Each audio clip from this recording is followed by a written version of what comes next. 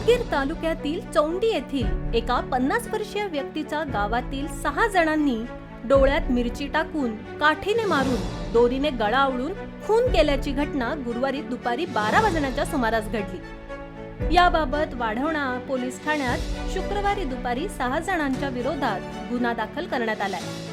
दोघा आरोपींना अटक करण्यात आली असून 5 दिवसांची पोलीस कोठडी सुनावली आहे।